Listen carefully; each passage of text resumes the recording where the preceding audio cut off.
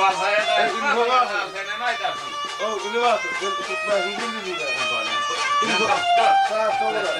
Sonra mı hopin? Biraz kötü. Hemen kapat. İnsan öyle. Böyle. İnsan öyle haklı. Recep şimdiden yok bizim sonunda.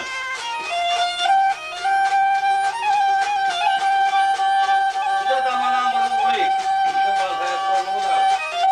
Hey ya!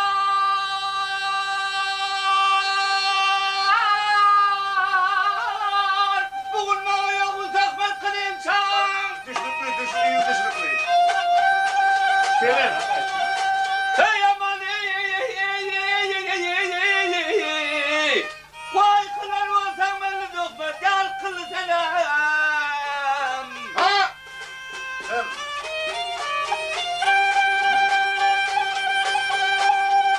Hey gündemin tadına canım al insan yâre.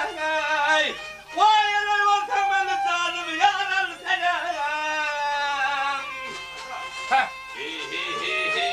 Vay.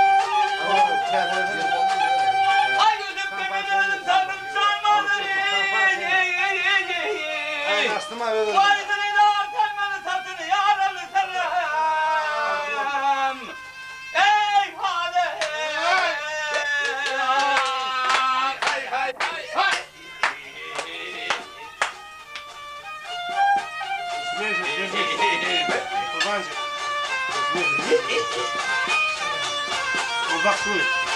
Kaptanlarken derneğe kadar. Bravo.